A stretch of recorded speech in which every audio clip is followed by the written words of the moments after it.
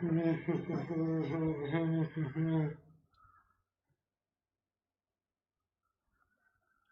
you guys hear me okay? Yeah, I think I'm live.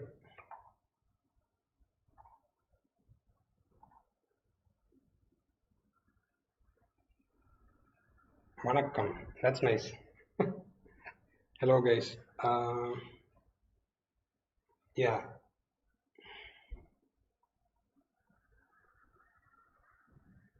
so first of all, I want to thank everybody who has subscribed because I hit 1000 subscribers today. And thanks for being a part of the community. And today, we're going to do a chat on Capablanca, right? So, everybody who's joining in, uh, welcome to the stream. Today, I'll take questions that are relevant to the topic we are discussing mainly. Can you guys hear me okay? Yeah. Mainly, I'll try to take topics that are relevant to the Capablanca. Um, yeah. If you have anything else, probably I'll talk a bit about it at the end of the stream, or you can send type out a message on Discord, and I'll have a look at it whenever I'm free, and I'll get back to you. Right? So, and yeah, so that's easy for me also, just to answer some very general questions on Discord rather than here. Yeah, yeah. So today I got 1K subs. Yeah.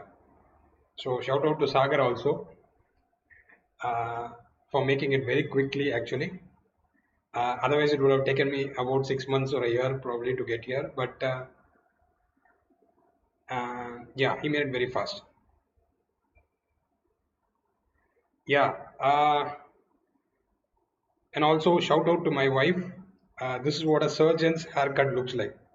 My wife is a surgeon, and unfortunately for now, she has to cut my hair instead of operating people, right? So yeah, so that is my wife's work. So pretty good, yeah. I was also impressed, very impressed actually. I'm thinking whether I should go back to the barber shop post COVID. Yeah, you guys can hear me properly. Yeah, we'll do a tournament for the subscribers. Just join the Leechers team, and I'll plan an arena over the weekend, guys. Maybe on Saturday we can do an arena, and yeah, maybe I can commentate on the games or whatever you would like me to do. I can do that. So you just play the arena, and I can look at some of the games there and try to commentate on what you guys are doing. So people are just joining in, I guess. Yeah, yeah. The haircut is thanks to Raul. So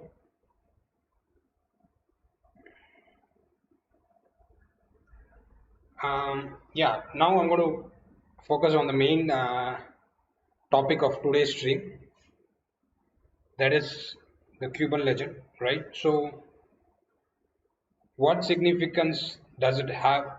Does a player like that have in this time, right? So, we are always concerned about that.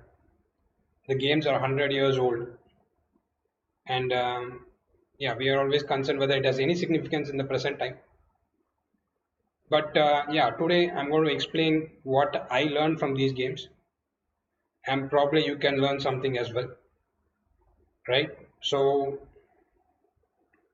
yeah, to appreciate an idea that has stood the test of time, right? So, appreciate how an idea is created. That is chess.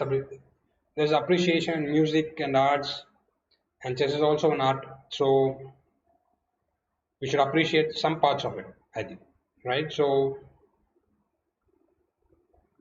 let's do this. So I'm going to share a couple of games and maybe uh, some portion from a third game, and let's see what we can get from that.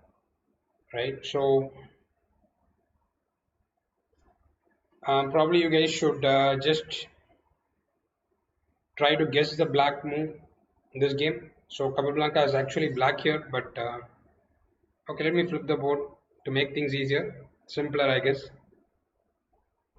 So keep your questions relevant to the topic, and I would like to focus on that.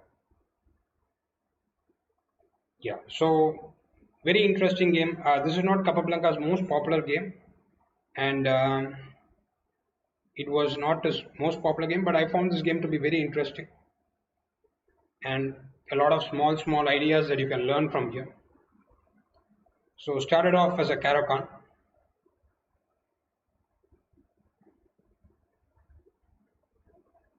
Probably, I'm not sure if it's a famous game or not, but to me it was not very famous when I looked at it. So Bishop D3 play, right, which is also kind of a main line right now. Yeah, so this was played in 1927. So kind of relevant still, yeah. So Bishop D3, Queen D3, E6. And yeah, so basically, what is the concept of the advanced variation, right? So taking up space. So if you look at this position, both the bishop and the knight have only one good square to develop, right? So um, one good square to develop, and that is e7. That is the whole concept of this advanced variation. Yeah. Um, as it is claimed, Sultan Khan did beat Capablanca, and Capablanca admitted that Sultan Khan was also a genius. Something personally, Capablanca is to me is how I would describe Capablanca as what I learned from him. I would say is the simplicity in his play, deceptive simplicity actually, and also yeah, he was more positional. I would say, slightly leaning towards positional, and more towards the small tactics. He was very good at tactics, but his tactics was always 2 3 moves long. It was not something extraordinary or something, yeah, something long, deep, or anything like that. But it was 2 3 moves long. But still, his opponents did not see it coming. So that's kind of a speciality, I would say. And yeah, very simple play. I think such play is very difficult to emulate, to copy, because it is very easy to understand but very difficult to play like that, because it's a psychological thing actually. Psychology is forcing you. I mean, you should have certain amount of psychological maturity to play like Capablanca, because yeah, to keep things simple requires a lot of maturity. And yeah, that's what is very fascinating for me about his play. Very easy to understand, very simple to understand, but extremely hard to emulate or recreate. Do the same thing in our own games. So yeah, e6, white plays knight c3. Yeah, I mean, usual plan would be to put it here, and then, so like I said, both minor pieces have only one good square at the moment, and black has to figure this problem out, right? So black plays queen b6, knight g2, c5. So he wants to break in the center, which is a common thing when when you're low on space. So white has a bit more space here. So it's natural to break in the center. But and Nimzovich is kind of an expert also on these structures. I mean, he's written a lot of theory on this. But yeah, every strong chess player of the time knew about such things. So d c5, bishop c5, castle. Yeah, finding the move is very different from understanding the move, and finding is what is kind of difficult. You know, you can understand the move, but finding it, deciding on it is very difficult. And there are few steps in understanding, I think, which people fail to understand. One thing is, first step would be to say that to know that something exists, right? So that is knowledge, and yeah. Second step would be to identify it uh, when you know through effort trying to solve something and you're able to identify something through effort. That would be the second step. And third step would be that would be the first thing you spot. So the simple move, spotting a simple move at first sight is a very difficult thing and requires a lot of skill and understanding actually, because the mind always looks for complications, and spotting a simple thing requires some psychological maturity. Not easy. So Castle and yeah, Capablanca decides to play, give up this bishop. He plays knight e7. So not easy at all. This game is a very very beautiful game, and let's just enjoy it, right? So knight a4, queen c6. So this is Capablanca's idea, and you'll see how beautiful it is, how deep it is. Knight c5, queen c5, bishop e3, and queen c7. So he has seen all this when knight e7, right? So this is kind of expected, and yeah. So he wants this position also. He is ready to give up this piece, give up the bishop for the knight to create some imbalance or whatever. And yeah, black plays f4. And now, yeah, let's see what can you do as black here actually. So there's another. You can see even from here, the game takes some interesting directions. When I look at it, the game takes a very interesting direction. Yeah, I'm wearing a shirt for a change. It's not a new shirt. Yeah, just a shirt for a change. So the game takes a very interesting direction from here, and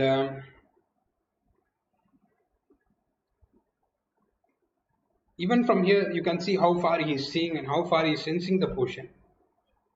Right. So there are a lot of possibilities here. H5 is being recommended a lot, but you can see the depth of his play actually. H5 was not played in the game. Is it wise to give up the strong bishop for white knight? I mean, it isn't. I mean, he's just creating an exchange. It's nothing wrong. Yeah. So 1K requires, since I have 1,000 subscribers now, I've decided to wear shirts. That is what's, yeah, logic, and that is probably true. Yeah. So I'm obliged to wear shirts from now on. And yeah,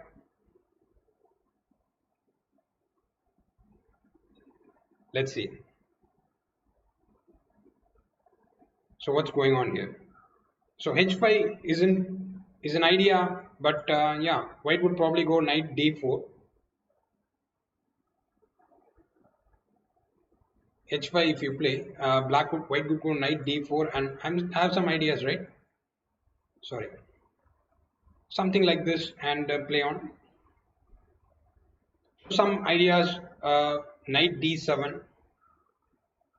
Some ideas of knight D7. Also very interesting,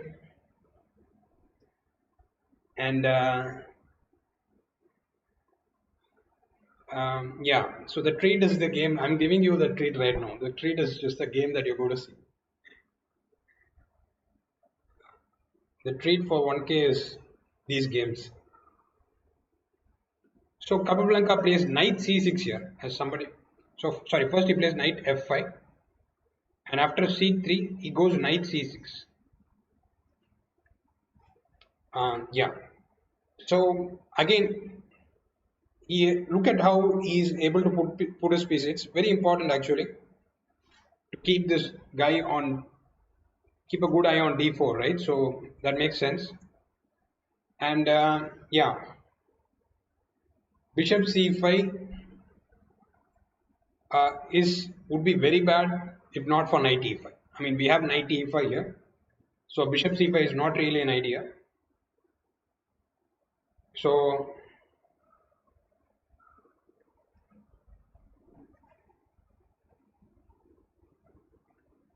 yeah, bishop c5 is not really an idea here. Bishop e3 is a decent move. I don't think there's anything bad with it. I don't think f6 is a pretty good move here because it loosens your position. I think you've already made a central break with c5, and yeah, so that's why the c pawn has disappeared from the board. So you can either play c5 or f6. I think. I mean, I wouldn't advise you to do both. I don't think you have much of a space disadvantage here, and yeah, I think it's pretty okay here, right? So there's no need for f6. And as the pieces are getting off the board, you don't need to break more and more. f6 is probably better post double O, but yeah, knight c6, white played rook a d1, and it's actually a fascinating and critical moment in the game. And probably you guys, I mean, it's hard to say. So critical moment itself seems to be a very open concept, right? So,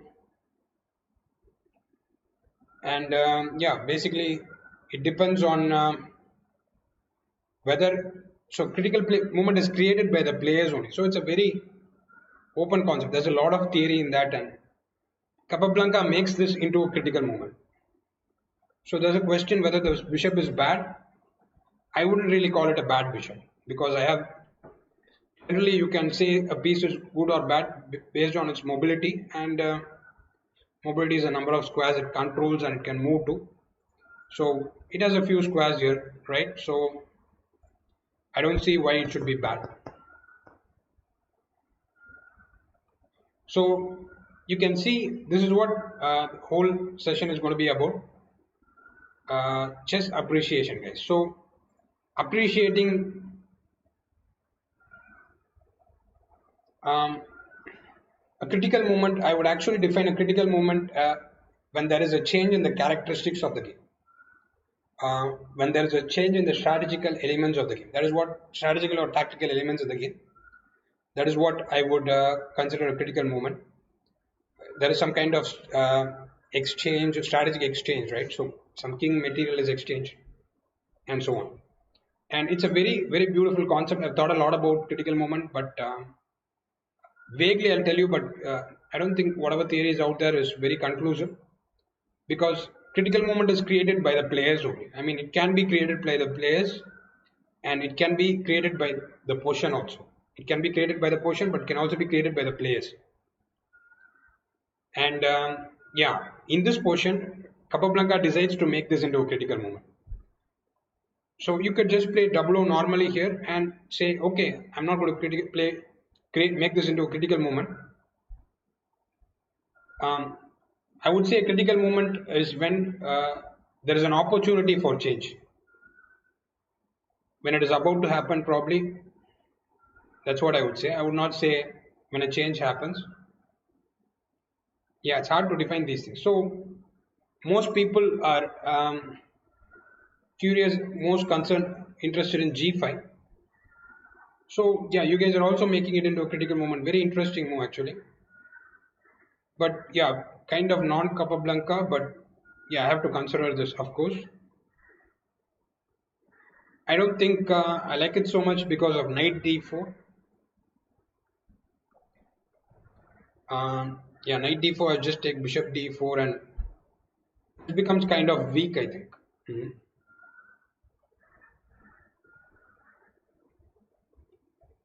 So g5, knight d4, bishop d4, and yeah, and g5, knight d4. I don't know if you take this, it's not so easy here, I think. Yeah. So I mean, I don't think you're really using will take that pawn because it's too dangerous. And still you have some weaknesses here. G5 is the kind of move that could be turn out to be very expensive because in one move you're weakening your king, you're creating a multiple weaknesses. But yeah, it's a move you can consider. Maybe G5 there is knight D4. Yeah, G5 knight D4. This is interesting to me actually. So yeah, I have to think about this actually. G5 might not be such a bad one. Knight into D4, bishop D4, G4, and I mean, can there be a more beautiful knight, right? So I don't think so. And it's an interesting position. I don't think it's bad as such, but G5 looks interesting.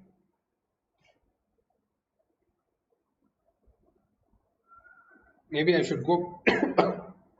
Maybe I should keep my bishop. That's a possibility. I think bishop f2, G4, and maybe I go C4 somewhere and make a mess or something. And yeah, G5 kind of some points for considering the move actually. I wouldn't say it's bad. So Divya, it says H5 here. So that's interesting.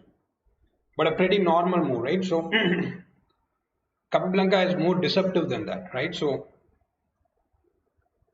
I'm not sure who has annotated this, but it says Capablanca, but it's odd for me. He has marked this move as G6. So he plays G6 here. Very hard move to actually come up with, but it has its own ideas, you know. But what could be its idea, right? So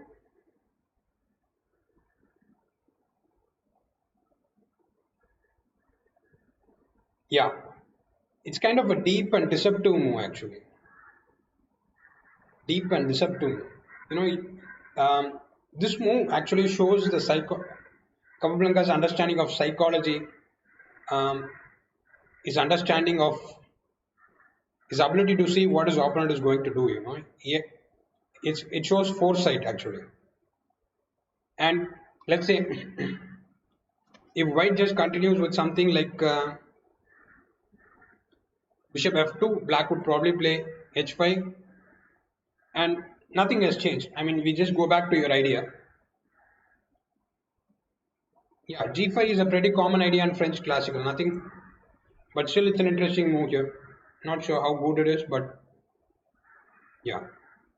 But Capablanca invites the opponent. He invites the opponent to go wrong here, actually, and that's what is interesting for me.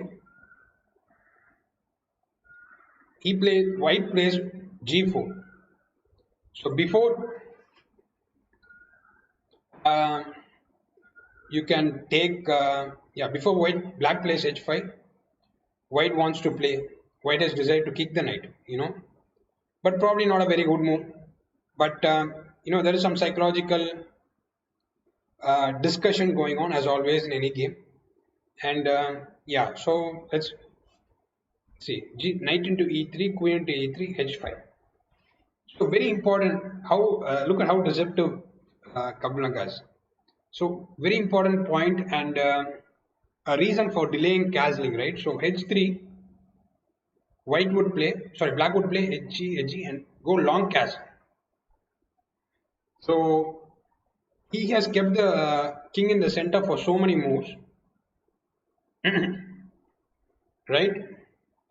So he has kept the king in the center for so many moves with the idea of going long.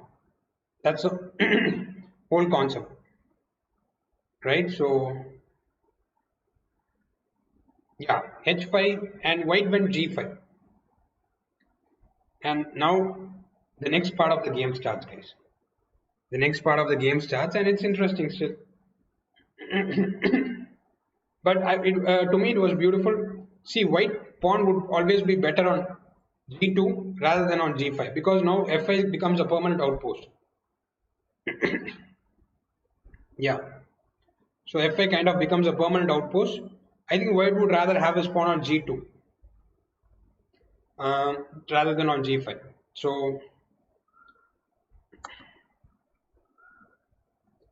now Capablanca castles, which is normal. So knight d4 and yeah, knight d4. So I have to stop this idea. I want to stop this idea basically of coming to d6. So black plays queen b6. Excuse me. And that is just a bad throat infection, guys. So white plays rook f2.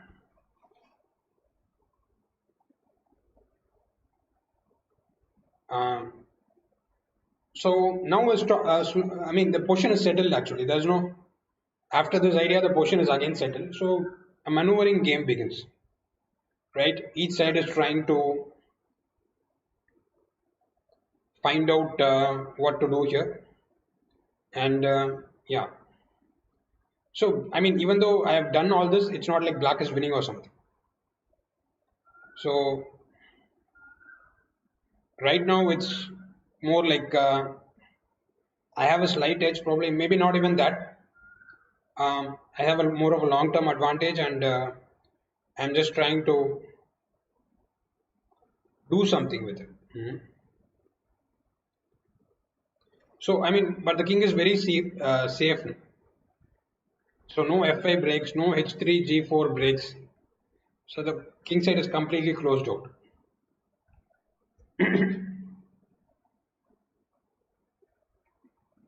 So yeah,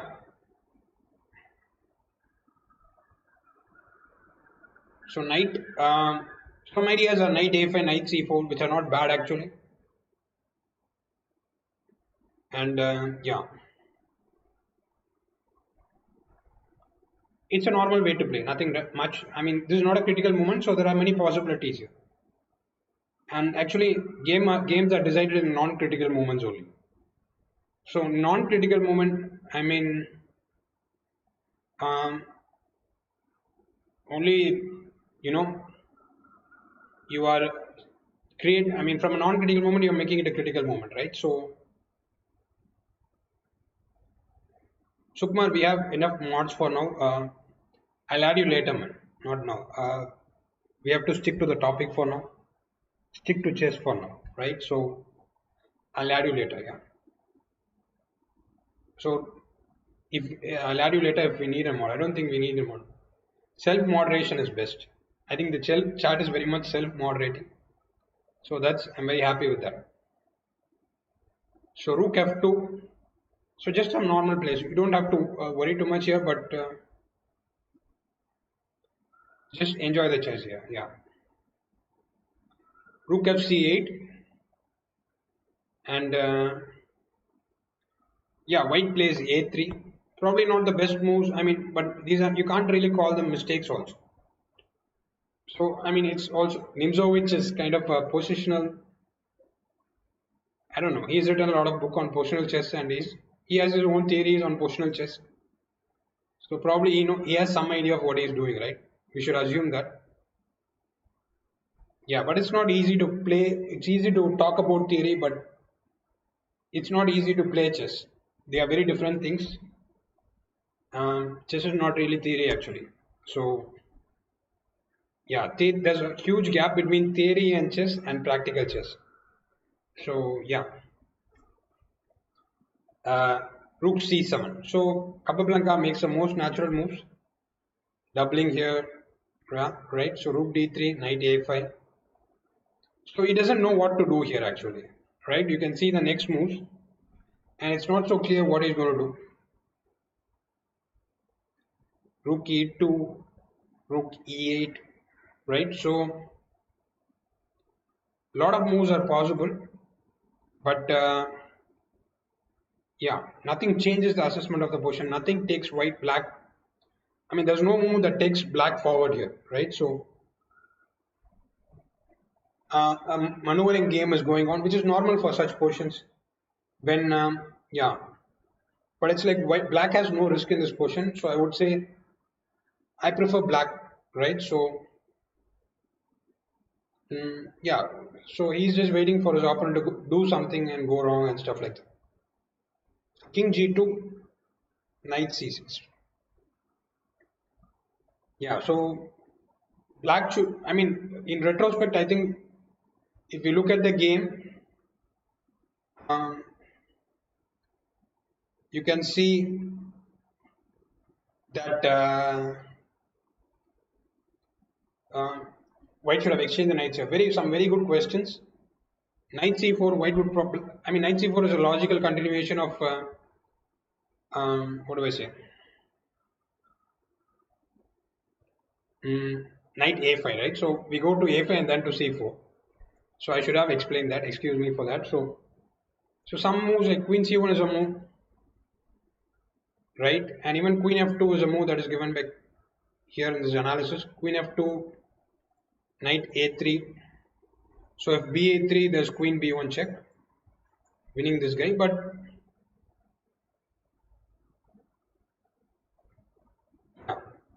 white has some ideas with fa apparently. So ef5, e6. So Capablanca probably has calculated this during the game. gf5, some queen h4, and suddenly you collected a completely unnecessary pawn, and then you allowed so much play on the king side. Probably white is doing pretty well here. And not just that, I mean, when you see a variation like this, you don't want to go here, right? From a control portion, you created a mess, and the mess is against your own king, so you don't know what to do. The better player on paper usually wins such push. That's also theory. Yeah, but we don't know. Yeah. So rook e2, rook e8. I mean, you can see a lot of games where these players make these moves, but nobody. It's not easy to explain these moves. Just as I said, right now, the variation knight c4, queen f2, knight a3 gives explanation to this, right? For example, f5, ef5. Imagine if the black rook is on e8, right? So imagine, so the e6 idea is stopped, right? So that is why he's playing rook e8. So I mean, there are a lot of hidden things in the game, which we always don't pay attention to. It's always very good to question them. I mean, these games look very simple, but there are always a lot of hidden ideas. And that is the reason he's playing rook 8. Very good. Yeah, exactly. He's adding a defender to the e6 square. This is such a deep game, actually.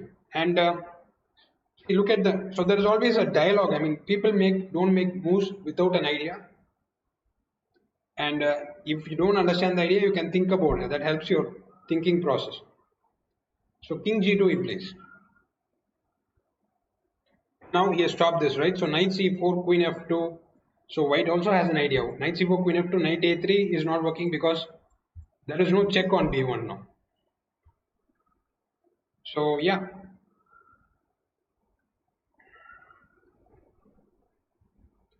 It's a beautiful game actually. King g2, black plays knight c6.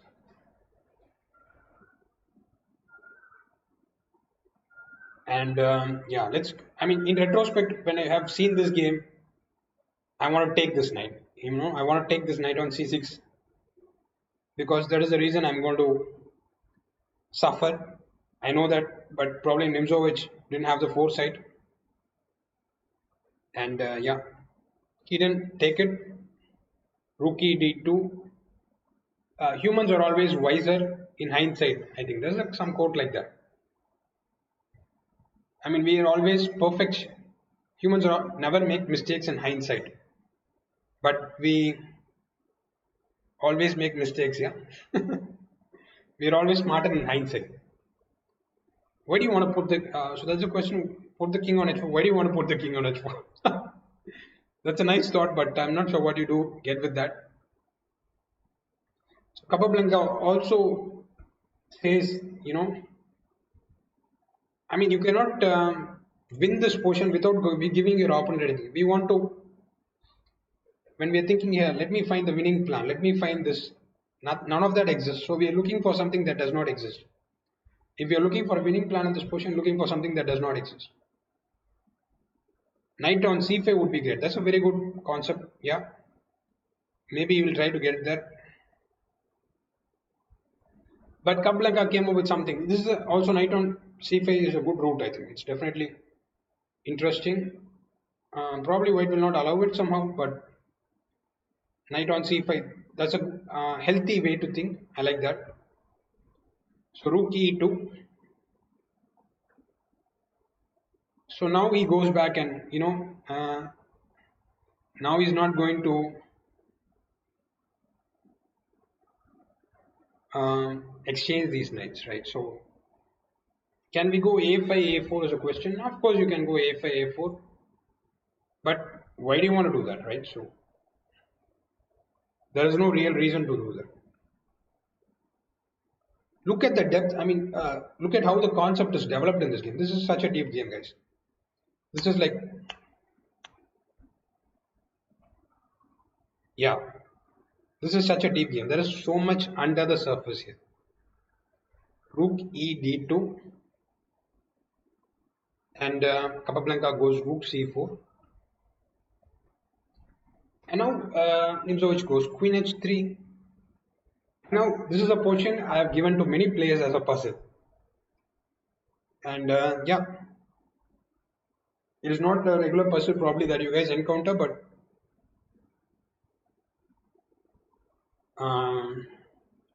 very interesting moment in the game. An idea is formed here. A5 A4 is an idea of fixing the position. I mean, you can do that, but you don't change anything. I don't think white is planning anything on the queen side. He is just planning to wait, I think. That is his best shot, I believe. And yeah, and just wait, right? So, I mean, I don't think he can do much in this position. So, he cannot do much in this position. So, yeah, he wants to wait. I don't think he wants to do anything as white here. Critical moment, you can say. I mean, these are, I don't know what is, it's hard to define a critical moment, but yeah, the game changes here. Jay Shah recommends rook into d4. Some people are saying knight f5. I'm not sure what you want for knight into f5. Sanjay is late. It's not very nice, Sanjay. Knight f5, knight into f5. What do you guys want? I just take, right? I'm going to take. So rook d4 was suggested by a couple of people actually. When I showed this position to them, one of them was Bukesh, and yeah, some other people. I probed them, and then that was not the first move, but it's an idea actually. It's fascinating that so many people come up with this move. Yeah, it's actually an interesting idea. Rook d4, knight f5 probably, but I think I want to give it back to I want to give it back, and I don't know if I can do that, but I would like to give it back if I can. Because rook d3, I think black is pushing forward, yeah. So rook d4, cd4, I think there's rook c1, probably even knight f5 exists. So why rook into d4 is Siddhant's question. I mean, but it's just why rook into d4 is because just the knight is stronger than the rook. That's why I mean this knight will be stronger. So rook into d4, rook into c into d4. So I think another feature of Mikhail Tal's play is another feature of Mikhail Tal's play is that he doesn't worry about the pieces that have left the board. Forget about that. Don't count such things. Forget about the quality of the pieces that remain on the board. Forget about the pieces that have left the board. Stop. Don't do mathematics with that. Check what is on the board and figure out that. What are the elements in the position that a black player should pay attention to keep up the pressure? I don't think this is like a very happy position, and yeah, so I don't think there is a lot of difficulty in avoiding difficulty in keeping pressure here. But if you don't keep posing problems, that's a way to pose pressure. If you keep posing the same problems, and if there is no change, I mean, you have to give something for white to think about. That is black's biggest issue here, I think. If you keep posing the same problems, and if you place queen of 3, queen h3, queen of 3, queen h3, and you don't do anything, then yeah, there is no real pressure actually. You can pretend to have pressure, but there won't be any pressure. I mean, you can pretend that you have putting pressure, but you're not really putting pressure. So yeah, I think black needs a way forward here. You can wait for your opponent to go wrong for a while. You can wait for him to go wrong for 10 moves, 20 moves, 30 moves, but um, so we have some elite company here. Thanks for showing up here. Um, Rook d4 is very interesting, suggested by a few people. And as Omkar rightly pointed out, that's what I mean. These are the elements like you should always be aware of when you are putting a pressure, not to allow such things. Never ever allow such things. When the white is suffering, and you will, this is just, yeah, you should be. I mean, you'll feel that pain. If it's your own game, you will feel that pain, and that pain is not nice. Only if you're, only if it's Capablanca's case, you guys want to say such moves.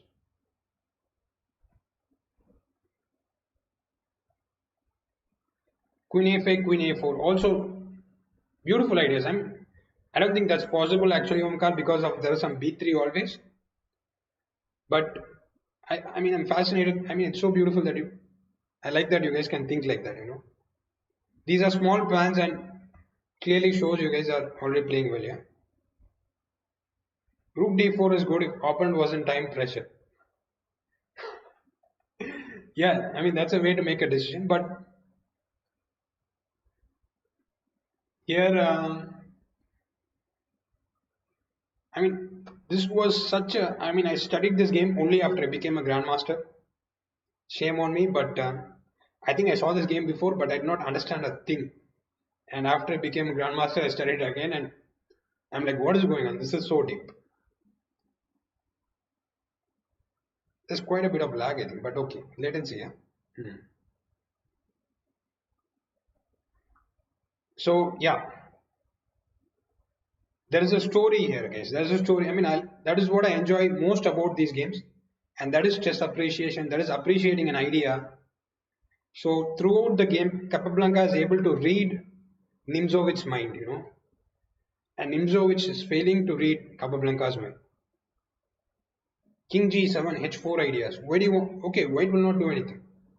But I appreciate that you found an idea. Finding an idea is always mostly my favorite book, as Kidambi knows, is Mega Database. But I think this is there in 100 best games of Capablanca or something. But I just like to look at random games from Mega. Yeah. I look. You can see my latest video that I posted. In every game, there is something to learn, I think. Um, and I like to look at any game, and yeah, there's a lot of thought process you can get from any game actually. Any game will give you a lot to learn if you're thinking. The main aim is to think. It's not to accumulate some knowledge, accumulate some information. None of that. That is useless. Forget about that. So you're thinking and you're trying to get into Capablanca's head, and maybe he will pass on some of his wisdom to you, right? So knight c8, knight b6, knight a4, c5. Yeah, that's a way to do it. That's a way. But since Sanjay joined late, he doesn't know that the knight came from there. The knight has come from somewhere from a5 to here. So we don't want to do that, right? So knight c6, we have some improvement. Knight e6, knight e5. I think I have rook d5 or something here at least. So I'm creating a mess. And you don't really want that. I mean, yeah. So this is where the story begins. And this is my favorite part of any game. When there's a silent story in every game. And two people that's chess. People discussing in a civilized way, people arguing in a civilized way, people deceiving and conning each other in a civilized way instead of going at war or something. There's no violence in chess. I mean, the violence is all here. We stick to that. The deception, everything is here. Rook c7 now, prophylaxis, all beautiful. He played king g7, guys. Who can tell me what is the idea of this beautiful? And white played rook f2.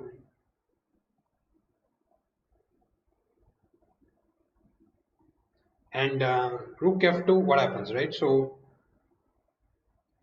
and black plays a5. So the story is continuing. I mean, you have to read the story, otherwise these moves don't make any sense to you. Rook e2, right? So rook e2, and now uh, the climax of the story. We have the climax of the story. What was black's idea when he played king g7? Thanks, Niranjan. Yeah, I'm 1K right now, growing slowly. Again, Sagar Shah sped me up a bit, I think. He sped me up by about 6 months. And yeah, thanks for subscribing, everyone. Rook into d4 someday. Niranjan has just joined, but we have discussed that in a few moves before, and it's a decent idea, Niranjan. That's what we have concluded. It's a decent idea, playable. You're also a very aggressive guy, yeah. I think every time you made a GM norm, your pieces are flying somewhere. I don't think you made a GM norm when you were playing quiet chess, yeah. I remember seeing some games at the time.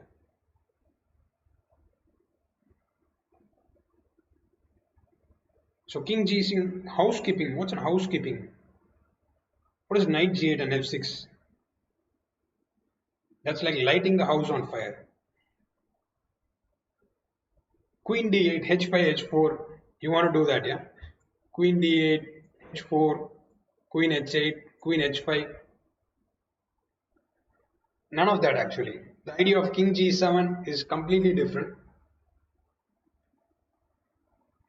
There's no knight e6. There's still knight e6. If you play, where you want to? I mean, if you play f6, I always have knight e6.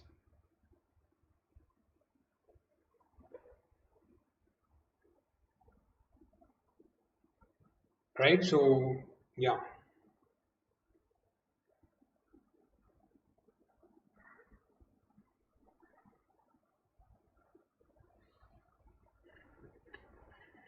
So the idea of rook e2 is actually idea of king g7, guys. I mean, that's what you have to understand. Not he didn't come up with this move now. Knight f5 is the idea. So you should ask. Let's go back and retrace this, right? So why didn't he play knight f5 on the previous move? He could have played knight f5 here. The reason he didn't play knight, why did he play a5 here if his idea was knight f5? He didn't play knight f5 here because this rook is protecting this pawn. So, and that's the whole concept here, right? So Capablanca pauses. Let's see if this guy sees my idea, right? Himself is probably thinking that some minority attack is about to happen. Yeah, Niranjan, that's an idea, but this is a slightly creative game, and yeah, none of the typical plans uh, you're going to see here probably. Yeah. So Capablanca is saying, okay, let me see if this guy is actually getting what I'm seeing. So he plays Nimzovich has no idea, yeah, rook e2. And now the bomb. Now if he takes, the rook, which was very nice protecting this guy, was no longer protecting this. So Capablanca waits for him, trying to see if if Nimzowitsch is able to read his mind. So both players are reading the minds. Yeah. So gf5, gf5 is a very important move, guys. Gf5 is the idea. After queen h5, rook h8, guys. This is also important. And queen f3, rook h4.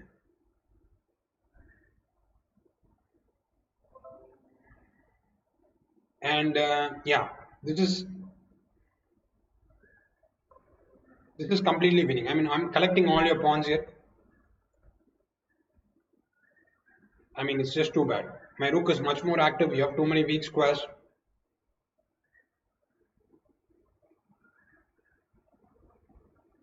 So Nimzowitsch didn't want to take this pawn actually. He played queen f3. And now the second use of king g7. That's what's beautiful about Capablanca. You know, the economy of effort. King g6. That's I've done everything right. I've done everything right. So my king is like super safe. Oh, yeah. You don't know. I mean, we are just assuming things about these people. These people could do everything. They just do something they want to, but they're good at everything. So king is like so beautiful. I mean, I've never seen a position like this. King is like so safe on g6. Now it's pretty much game over actually. You know, look at this outpost for my rook. So you need to deceive your opponent. You know, you're always deceiving your opponent with some kind of unique idea. You come up with a unique idea and you deceive your opponent. Yeah. So he is seeing very far ahead, but it's not really calculation.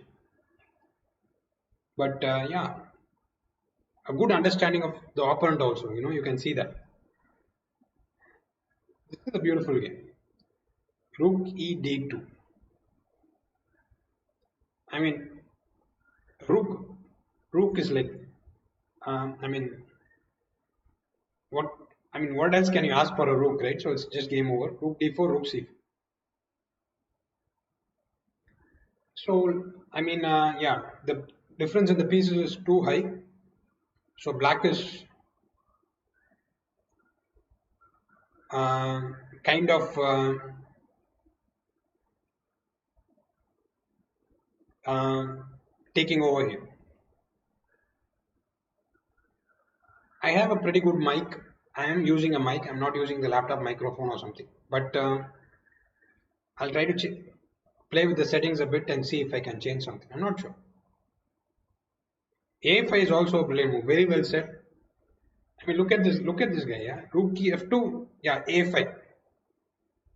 Just tricking the guy to play rook e2, pretending nothing is happening, and then knight f. Yeah.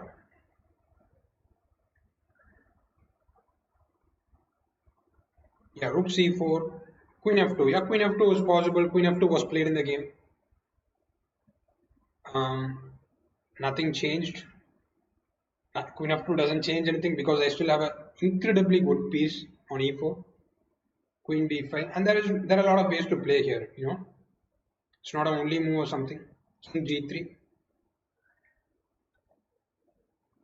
The main way, as Saran asked quite a while ago, that how to put pressure, make sure um, you put pressure is, to keep asking different questions. I mean, if you keep asking the same question, then and he can give the same answer, then yeah, I'm the coach of Bukesh, and Bukesh is also my coach sometimes.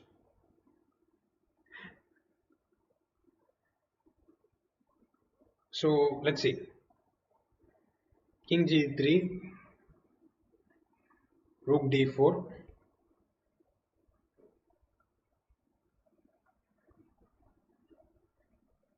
d4. I mean, rook d4, black has rook e2, winning this pawn. This is a kind of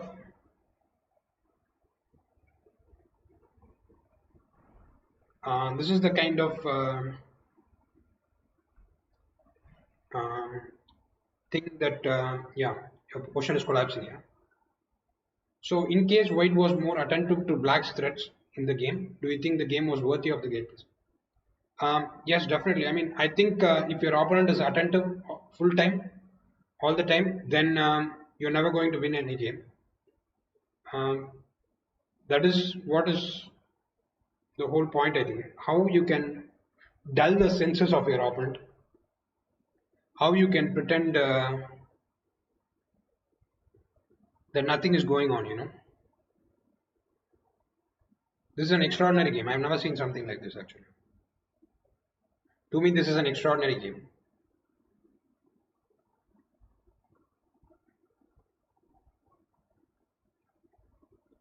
So there are some doubts actually. b3, queen b3, rook b2. I don't see how that changes anything. I'll just take this. And still my king is very safe. I don't see how you can save anything.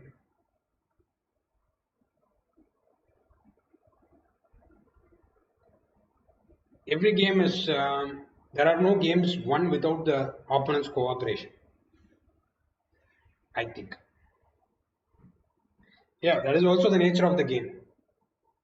Um, if your opponent is always attentive, if he's playing well, then you cannot win. That is an undeniable nature of the game. It's a quality of the game. So how we are making him go wrong is, I think, yeah. So I'll go through this part pretty quickly. So king g2, queen c1. I mean, look at the again. I've talked about the value of piece based on mobility. The queen has only two or three, four squares, right? So it's a very bad piece. The rook also has only a few squares, and yeah. So rook d1, some patience from Capablanca. Rook c1, some more patience from Capablanca. He's in Zugzwang actually. So anything he does, he loses. So he played rook e3 and rook f1. White resigned. Don't interrupt your opponent when he's making a mistake. Exactly on. Thanks for watching my videos. So rook f1, next move is queen g1 and rook f4. I'm just winning. Yeah, so it's just game over. Yeah, it's just collapsing.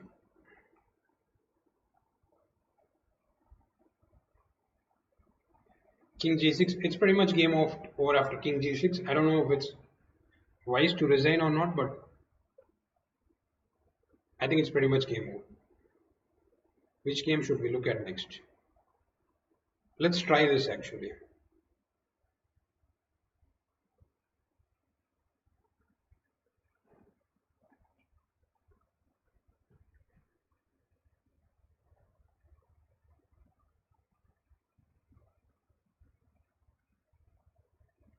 Yeah. So this is a game between Capablanca and Marshall. Probably a lot of you are familiar with this one. Marshall had prepared the Marshall variation, which is now kind of what do you say? Yeah, played to a draw. To surprise Capablanca, he had prepared this. So each player, you know, each player had his own approach to chess. Each player had his own vision of chess. I mean, it's all about making the other player go wrong only. I mean, that is human chess. And so Capablanca had his own way of doing it. And this is, like I said, it's very difficult to recreate. Yeah, because your mind says you have to do something, unlike your opponent, yeah, and not allow your opponent to do something. So we'll see a calculating Capablanca in this game. So Capablanca is white. I'm going to stick to this game, but yeah, I don't know what is Capablanca Corso. Maybe I've seen it. maybe we can have a look at it after.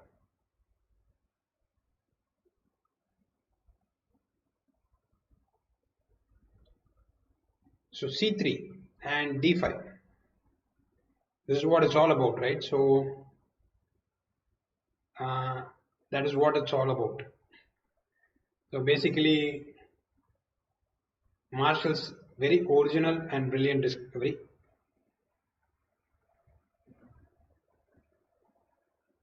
Knight d5, knight e5, knight e5, rook e5. So Capablanca bold and yeah, plays the critical way. So right now c6 is considered as the move, but Marshall's invention was of course knight f6. And now you can see the calculating Capablanca. I mean, he can also play concretely, right? So we have to see that. So knight f6, he went back rook e1. Now again, yeah, this is a game that is full of fireworks right from the beginning, unlike the previous one.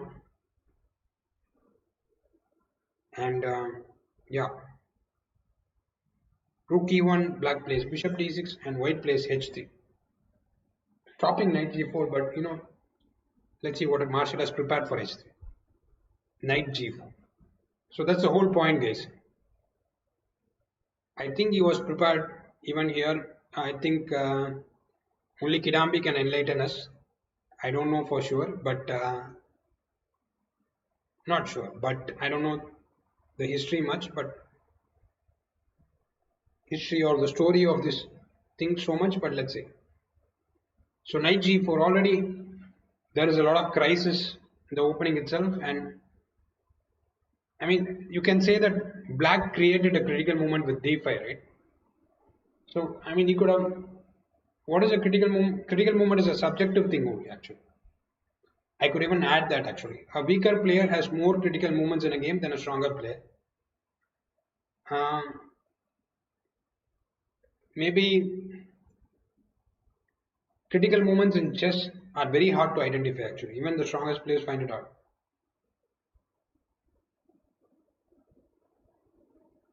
I mean, Magnus is very close to Capablanca for a while. But okay, he's shifted a bit now, I think, to other things also. There was a phase for Magnus Carlsen where it was so close to Capablanca. Who else is could be there, right? I'm not sure. Not sure. Malakov was a quiet player who could. I mean, he's not really Capablanca, but Magnus comes to mind. He plays for small advantages. Not. It's a very difficult way to play actually. It's maybe Malakov. I would say I'm not sure, but in general, it's very difficult to recreate this style actually. It takes extreme psychological maturity to recreate this style. It's not just technique or something. It requires extreme psychological maturity. So h3 knight g4. What will you do, guys?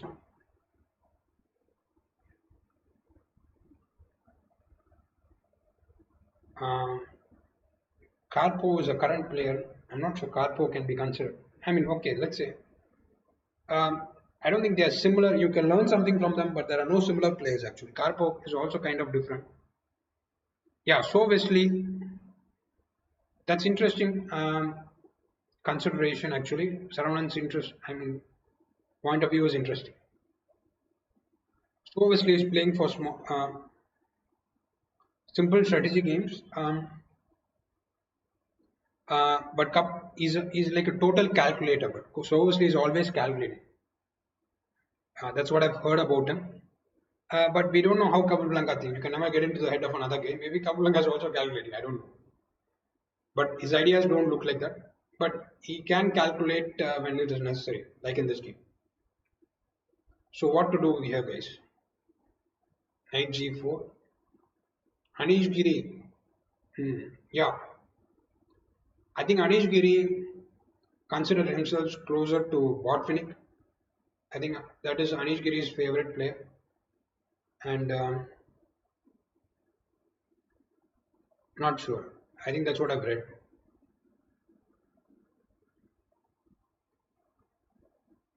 Yeah. Queen f3 was the game. Adiban is definitely not Capablanca. Yeah, I don't think that's a good way to generalize somebody, but yeah, Anish is not like a draw master or something. I mean, that is a good internet joke, but he's a very interesting player actually. So Anish also calculates a lot. You can see a lot of his games. He can calculate very quickly and very precisely. He's an incredibly fast calculator actually, Anish, and quite precise also. Some things are, yeah.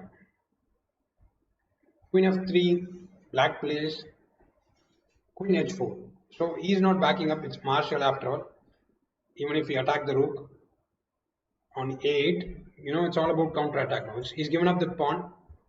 Nothing is developed, right? So such moves, I don't know um,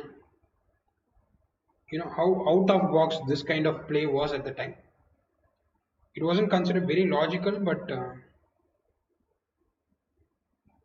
it wasn't considered very logical. But I mean, I don't think it was. Stevens also experimented a lot with like this. So h takes g4, black plays bishop h2 check,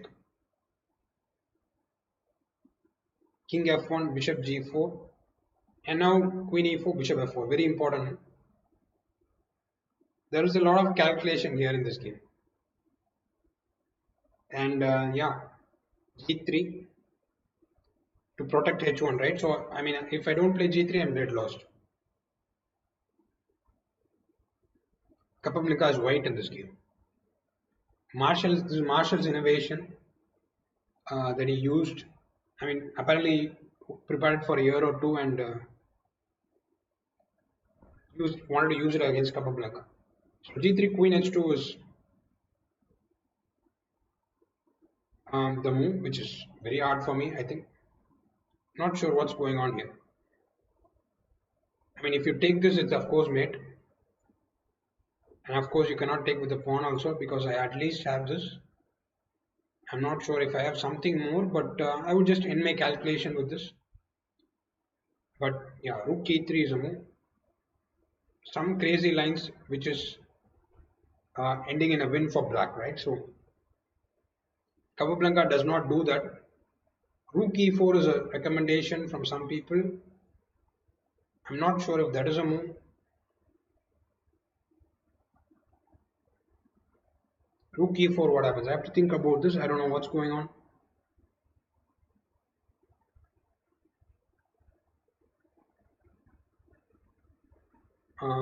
Bishop h2 check. That looks dangerous. So what will he do for rook e4? Rook e4 is a very decent move if it is working. So am I missing something here? What am I missing? So but d4 was the move played in the game. But before that, let's figure out what to do for rook e4. Bishop h2 check, king f1. I'm not. I'm concerned because there is almost queen f7. Yeah. So that I have to hesitate for that a bit. Bishop h2, king f1. Bishop b7 is not a move because of rook g4, I think. Or queen g4, I don't know. Both look good. Bishop b7 is not the move, but there has to be a move here. And I don't know what that is. Let's think. Thinking helps in chess. So first of all, we have to figure out if, yeah, h5 is a move, but I mean, h5 is, I mean, we should have an idea of our own, right? I mean, we can't just react to white's ideas. We need to have our own idea on this question. Maybe h5 with the idea of bishop b7, yeah? Maybe. I think I would accept that.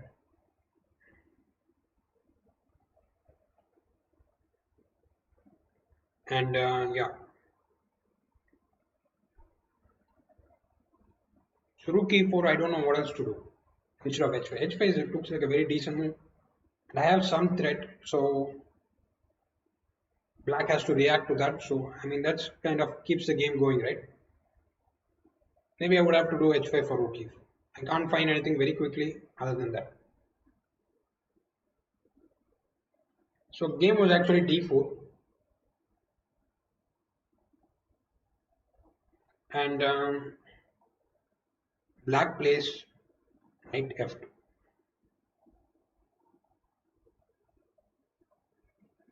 Actually, and yeah, what to do was white. I mean, there are some shots coming white's way, right? Somebody gave me a good move. Rook e4, bishop c5 maybe. No, but then I take a g4, right? So I don't see it. Maybe you mean h5 and then bishop c5, but yeah, maybe bishop c. But bishop c5, black white always has d4. I don't think bishop c5 is an idea. h5 bishop b7 is an idea. Okay, d4 knight f2.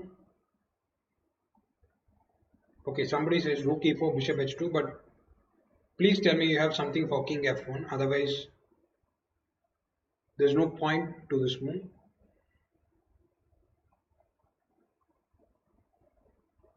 I don't see anything actually. Um, bishop f4, rook f4, bishop f4, queen f4 I have, so that saves me. I don't see anything, guys. So I would play h5. Unless someone gives me a very good variation where bishop h2 or some other move works, I would play h5. So d4, let's move to the game. Um, knight f2. What to do here? Queen f2 is, yeah, queen f2. The problem is, of course, bishop g3. And I'm hitting the rook and bishop. Yeah, queen f2 is not a move, actually. You cannot play f5, Dipsanshu. Hello. And the pin, because of the pin. We would love to play f5, but we cannot do that.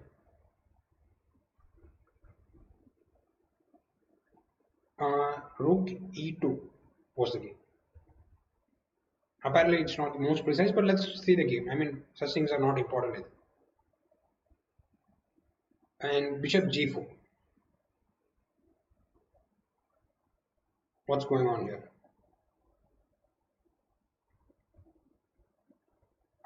Sorry, queen f2. Bishop g3 is not the move actually. Bishop h2 check probably first. No, wait, something is wrong. This cannot be the move. Bishop g3, queen f7. Thanks for pointing that out. I would have lost this game. So queen f2, there was an idea. Yeah, bishop h2 check first. King f1, now bishop g3. Because queen f7 check is rook into f7 check. No, queen into f7 is not clearly winning. Yeah, so I don't think they are making such blunders in these games.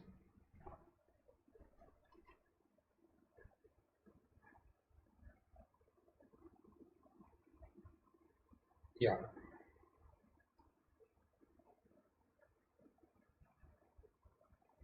It's very difficult to do what Capablanca did actually, even in 2020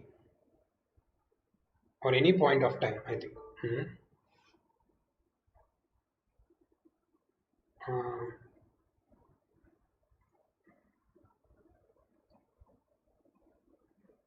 give me a moment, guys. I lost the chat.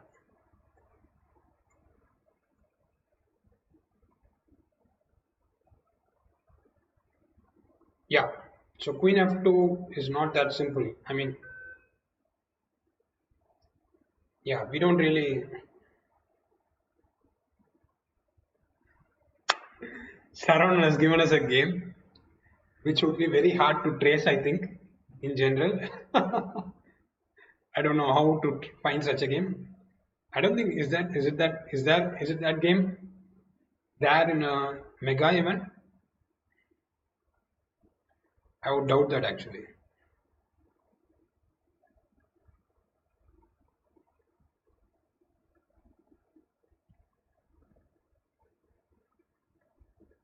So let's see. This is just a trap. So this doesn't work, guys. I mean, it's not so simple. It's not so simple, right? So rook e2, black plays bishop g4. Guys, I want you to excuse me for a moment. I'll just be right back.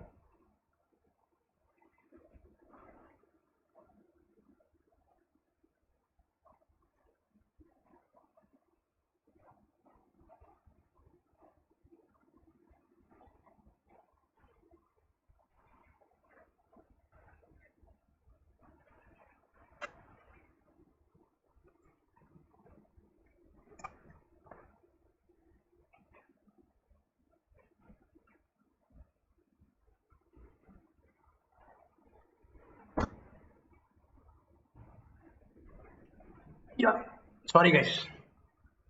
I just needed to fix my chat lock, the other laptop that I was using for the chat. Yeah.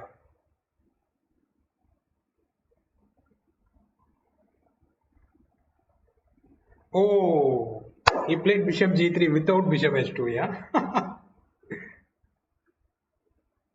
And Vichy won with queen f7. I mean, okay, it's not published. That is some inside information. That's hard to get.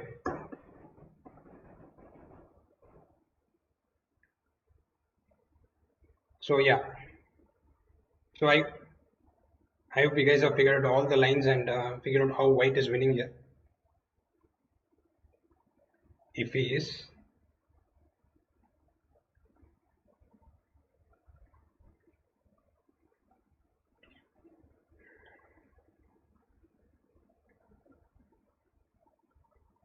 So what does white do here?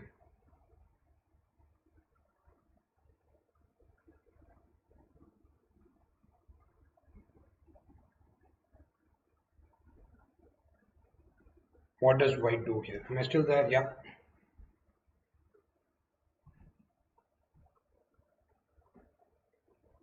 Yeah. Sorry about that. What does white do here, guys? A lot of hidden variations in this game also. Probably a good calculation exercise.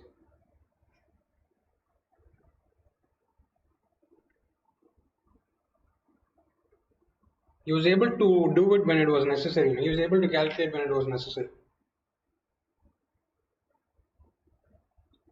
But queen f2 was a nice trick. I mean, I'm impressed. Bishop g4, what to do? There's not much choice here.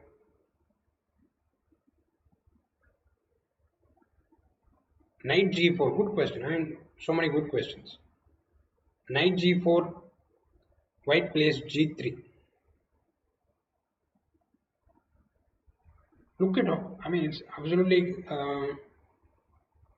very interesting that how concrete their thinking is actually.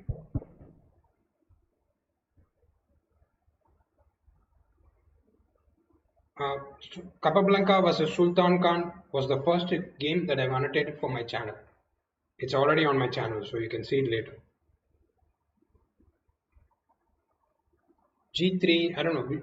I mean, I'm just chopping some ideas, I guess, and then I take this. Yeah, G3, tempting bishop G3, no, same thing. Doesn't work, as we already know. Bishop B, G3, bishop B7, queen F7, rook F7, GH2. And yeah, we are winning this guy, right? So I think white is doing well here. Yeah. And queen into H3 is queen into A8.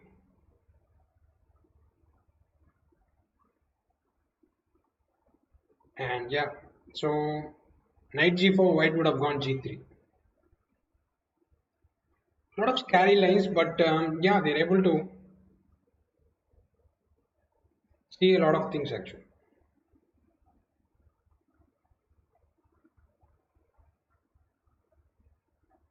I'm interested in the psychological state of this any player actually. So to me, Capablanca is at the absolute top actually. I don't think, yeah, his state of mind was very different and for me at a very high level.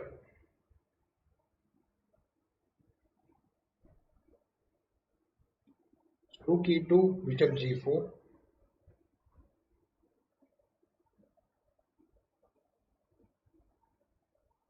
Yeah, h4, bishop h2 he plays. So we don't have another move here. King f1, bishop g3.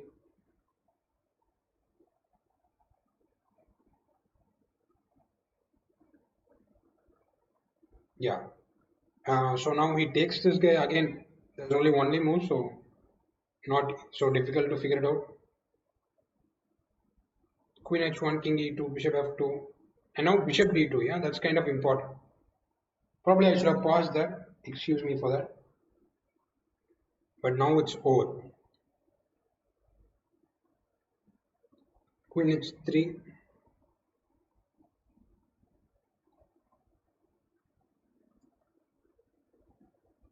Yeah, now my king is castled on the other side.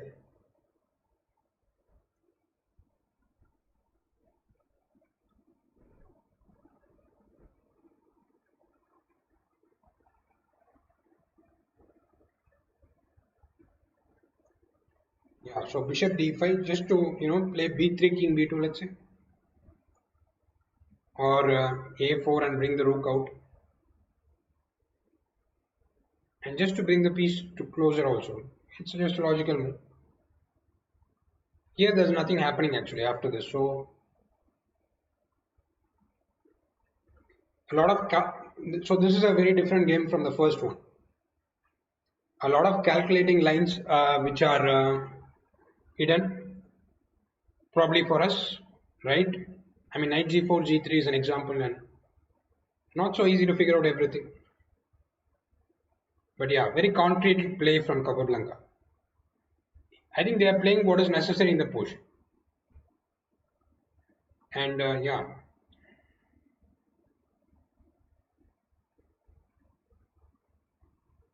rook e3 and bishop f7 resign. Not much happened after bringing the king to c2. I don't think there was anything special going on actually. Rook f7, b8 check, king h7. I mean, this did not happen, just some variations.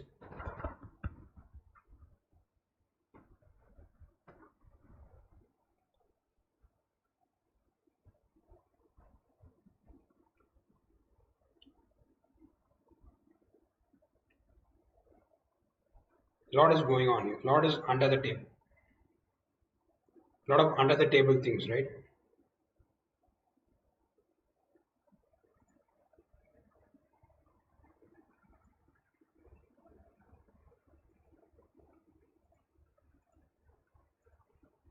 So I didn't want to take anything that is too popular actually, or that has been annotated by Kasparov.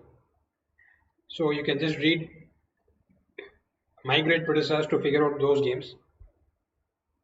I just took out something that was not as popular to keep things, alive. Probably things you will not find anywhere else. Yeah. So yeah, I'll just show a couple of more games. We'll go through them very quickly.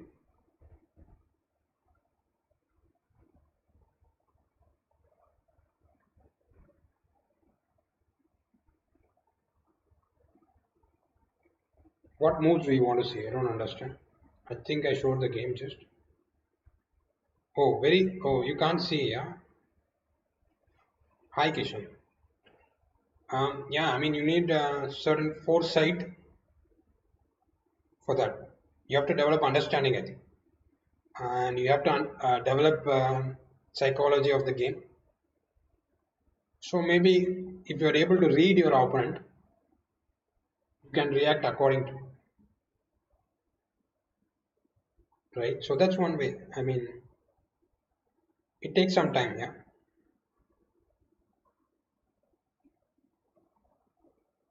it's a psychological shift. To me, chess is very different from. I mean, I'll share my own theories of chess, but it is only from personal experience. I cannot prove it or anything.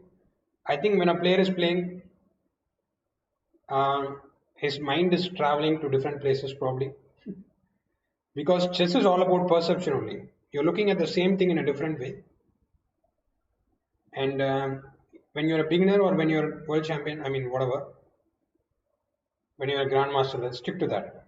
Whatever we know, right? So um, the rules of the game are same, the elements of the game are same. So, but we are just seeing different things, right?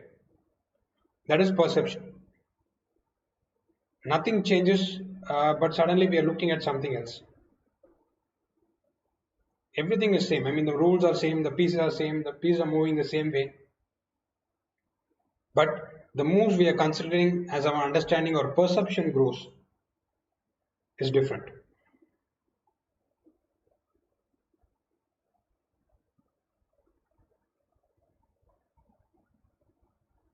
Yeah.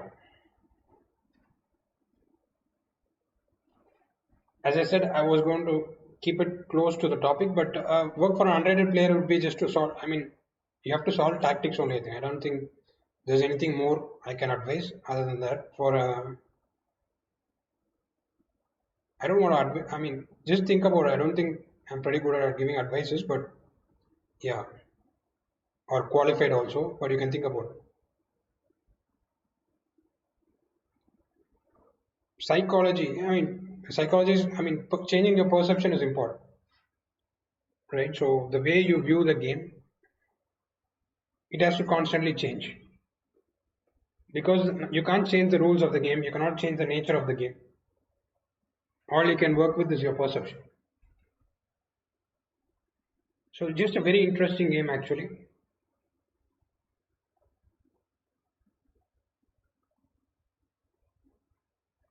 So I'm going a bit fast here because I mean I want you guys to tell me probably these two games I'll go very fast and probably you guys can tell me what is the plan here, right? So what is the plan here, guys?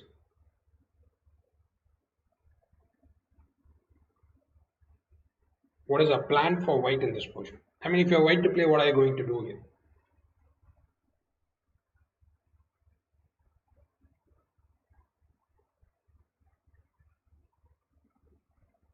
All work is good work.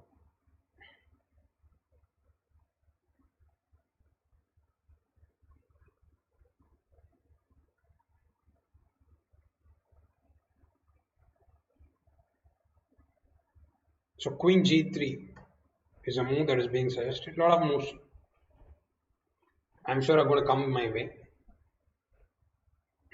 That is not a plan actually. Queen G3, I'll play F6. A micro plan is like what are you going to do um, for the next few moves, right? Next, in the near future, what are you going to do?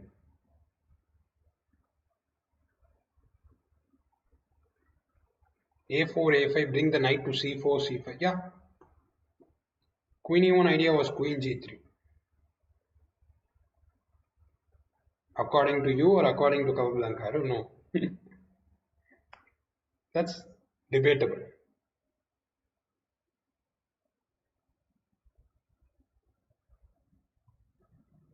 I don't understand what's question. So A4, B4, B5. Yeah, that's a way to play.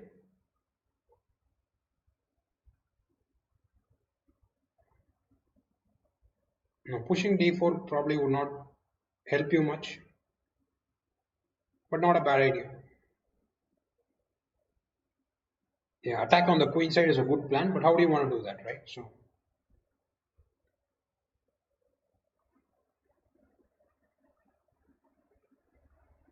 this is a closed portion. I mean, the center is pretty closed here. Closed and I mean, it's a fixed center, right? So relatively fixed center. So you can play on. I think white is free to play on the flanks, right? So how to do the pawn storm on the queen side, right? So what is the move here?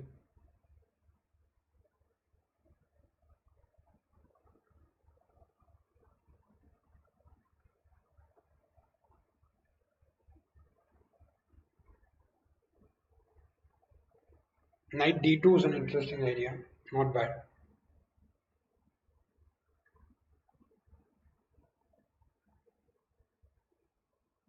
Is there a lag, guys? I don't think so. He played rook b1 here, actually. So with the idea of b4, b4 directly queen b, bishop f3 and queen b4, right? You can't do direct b4 because of bishop f3 and I think so, yeah. Rook b1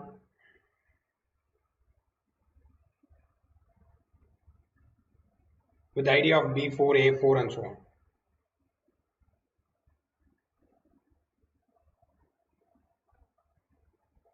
Probably this is not as deep as the game one, but yeah, pretty interesting. There will be always some interesting moments that you can find in any game, and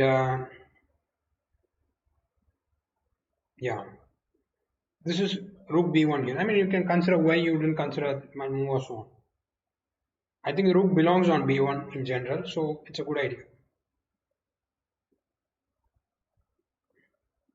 There is a usual 30-second delay in the stream, but I don't think there's any lag. I hope not.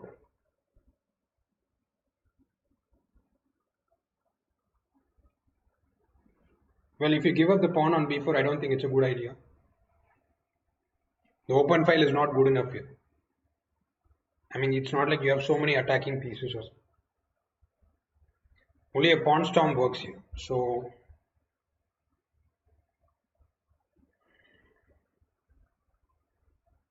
this is the best plan. So b6, I mean, anything, whatever it is, he's losing some squares.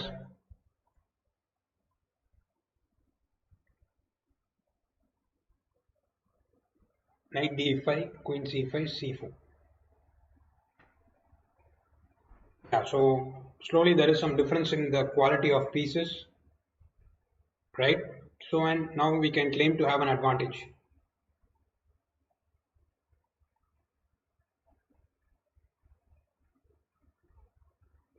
Yeah.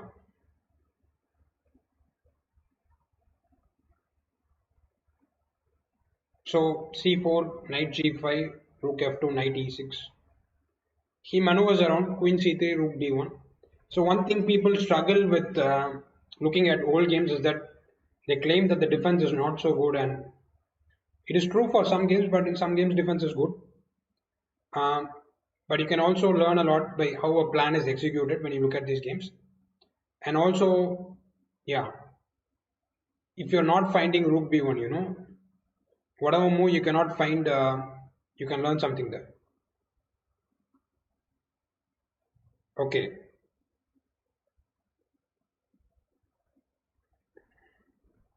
thank you, Verma. And yeah, Jayesh, everything is practice only. You just have to read a book without a chessboard.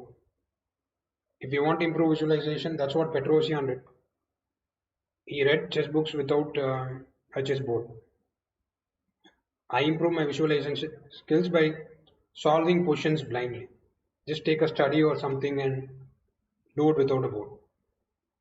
I don't think it matters. It's not a very um, difficult skill or an important skill also. I don't know if it's important or not, but it's not a difficult skill to acquire. Uh, it's just because you're not doing it. We constantly think what to do, but we never do anything. Whatever you do to solve the problem, you'll be able to quickly solve it. So just do something. Right. So rook d7, what to do?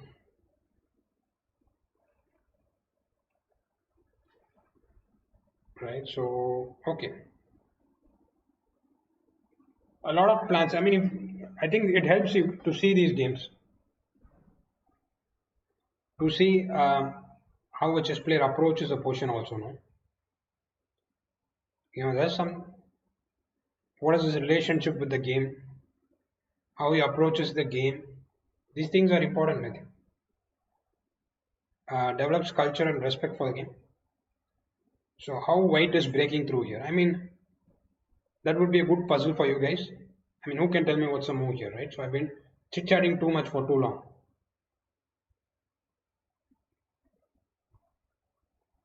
Yeah, I don't want to say anything controversial like Siddhant. I don't think games are very interesting even now.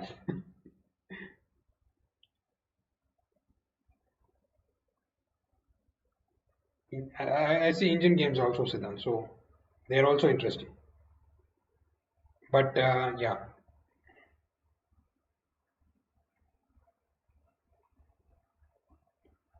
I think you just see a lot of games and a lot of ideas, and you're able to use them in your games now. So in this game, there's a key idea. Rook B1 is the key idea that you can annotate or something. I mean, you can just say, because most of you would not find Rook B1, uh, and you can annotate that, right? So saying Rook B1 is a way to play, write something about it so that it sticks in your head. I've never done anything like that, but it's advised by Dwatsky. To me, it either sticks in your head or it doesn't stick in your head. I don't like doing homework, so I never write down anything. But that is what appreciation is about, you know. That is what appreciation is about. Basically, something you enjoy about the game. Forget about how you will use it. Forget about all that. Forget about yourself actually. How is this relevant? I mean, you have to appreciate the beauty of this idea. That's it. It's like watching a good movie or watching a good painting or whatever, right? Good movie. Most of us watch movies, so I'm saying movies. But any art form, you should learn to appreciate it. You should learn to appreciate the beauty of that idea, and that's kind of the aim here. So when somebody comes up with something unique like this, you try to see what that is. I'm chit-chatting too much, I think. So let's go to the portion. Yeah.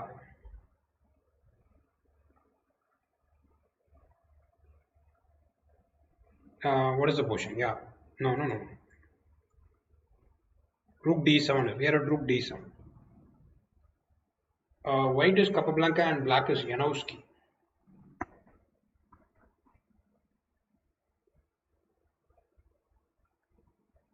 Yeah, good philosophy. I don't think there is philosophy, but I'll take that. Rook D2, D4 is a very good idea. Rook A1, Rook A2 to sack on A5 is an extreme measure. You already have an advantage, so there's no need to give up a rook, I think. So, I mean, you can gain more space with D4. So that's what he did. Rook D1, King B7, D4. And Queen D6, Rook C2.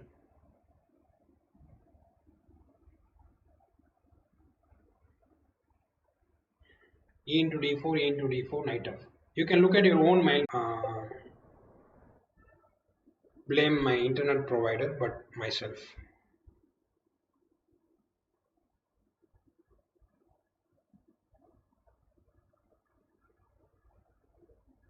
Guys, I got disconnected and I think I'm back.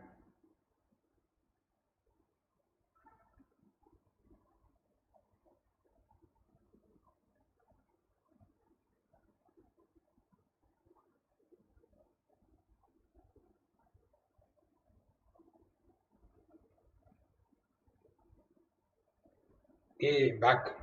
Okay, very good. Sorry about that, guys. Sorry about that. I've been unable to fix this, and I'm not sure if it's a problem with my router or the internet provider. There are just some, it goes away for a couple of minutes and things come back to normal. So, not sure where the problem is. So, I mean, like I said, you guys are looking for complex solutions, but yeah, Capablanca is only looking for simple solutions. He's not going to give up any rook in this position. He doesn't want to give up rooks. He has done enough work already, so he's not going to give up rook. So he just played So took some space, gain more space, and the opponent will blunder, and let's win the game and go home. That's a better strategy, right?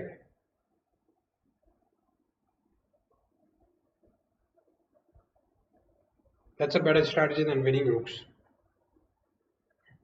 Sorry, not winning rook. That's a better strategy than giving up rooks for no reason.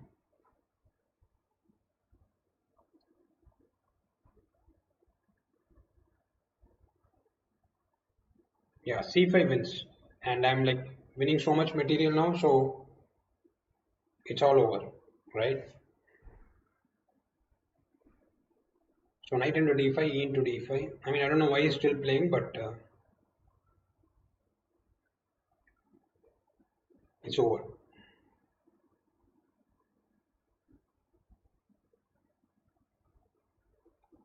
Also, if e5, I don't know. Yeah, maybe e5 is also winning, but I have queen f8, right? And then, I mean, c5 is much better than e5. c5 is just winning the whole rook, so there's no need to not play c5, and there's no need to consider another move also. I think this is good enough.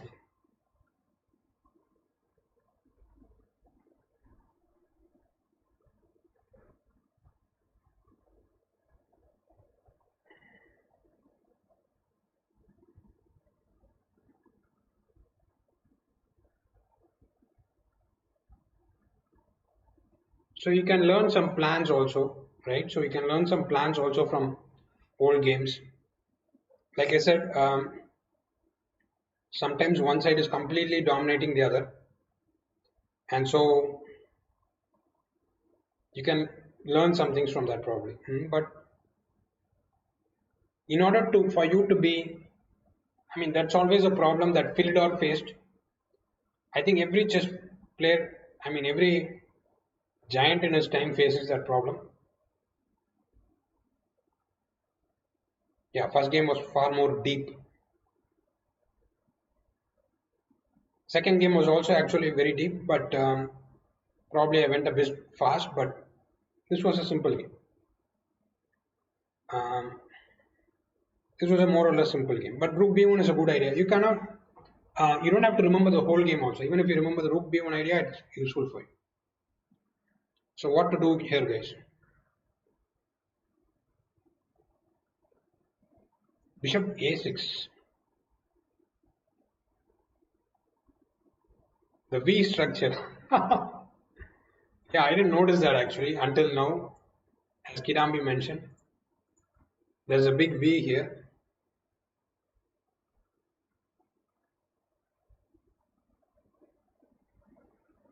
So I mean, this is when your opponent's position is so bad, you have a lot of time to make a plan, a long plan. So what is the plan here, guys? So a lot of already know the main move. Yeah, yeah, very good. That's it. Bring the knight to a5. So I mean, just see games and learn something from them. Every game, actually, learning is there's nothing in the game actually. Um, Only by thinking you're learning something. So every game can provide you something to learn as long as you're thinking. So this is Capablanca Treble. Never ever argue with Kidambi on classics. You're going to lose or anything.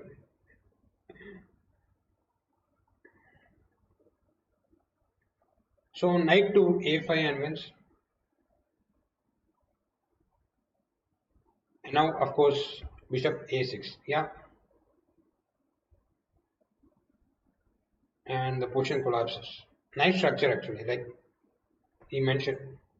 The V stays on till black resigns. You'll never get to play games like this anymore. But you can always find something to learn from each game. Yeah, this happened in a game. Carlsbad Masters 1929. Yeah, I can never do justice to Capablanca with these few games, but I hope you got an introduction to him. A healthy thing to do would be to go on your own and do some research and find some games and study. This was shown in Sagar Shah, yeah? So you guys are thorough. Does Sagar have a theory about this game? Some numbers theory. So yeah, guys, I just wanted to show something, give my introduction, give you guys an introduction on Capablanca only. Just, um, I feel it's very important, and yeah,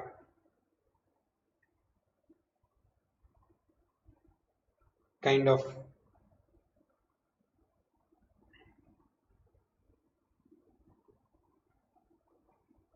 very, very important. Don't consider Capablanca as a human being or a chess player. Consider him as a state of mind, and that will be very difficult to achieve. So certain desirelessness was there. Some freedom from controlling the result was there. A lot of freedom from controlling the result. He didn't try to control the result at all. A lot of freedom from that. Simplicity. Like you say, I mean, a lot of your solutions are complex, but a lot of your solutions are simple. A lot of the solutions are simple, and so on. So many things you can learn from. Just how we approach chess is more important than the moves and ideas. How we approach chess is very, very important. Yeah, I think that is about it, and I'm going to probably end the stream right now. Yeah, the mind takes a lot of, yeah, only highly mature mind can think in simple way. In science also, the solution, I mean, that's a very common understanding. If your solution is very complex, then you've not arrived at the solution. No, Capablanca is not my favorite chess player. I don't have any favorites as such. I'm is that the real Vaibhav? I mean, I was so surprised if it's is that the real Vaibhav?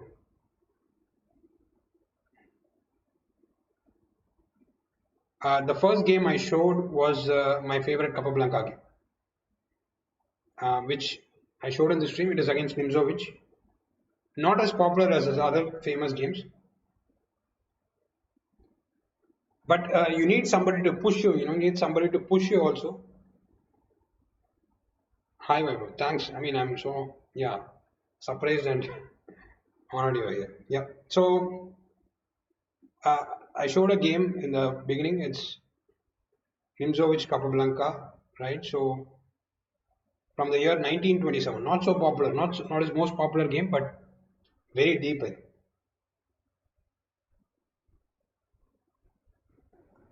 That's the first game I covered in the stream. Yeah, pretty deep, and yeah,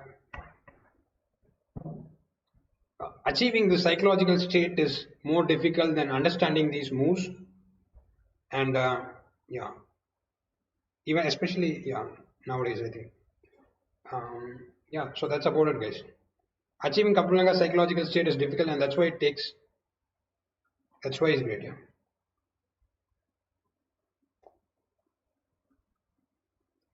Yeah. So I mean, nobody pushed him to do complex things. I mean, whenever somebody like Marshall pushes him to calculate and pushes him to go out of boundaries, he's able to go. But that's why you need good opponents also. If you're too far ahead of the crowd, sometimes you don't push yourself and stuff like that. But that is a suffering of every great player. Somebody is not there to push him beyond the edge, and yeah, he stays somewhere. But still, he went very far, I think, Capablanca. But yeah,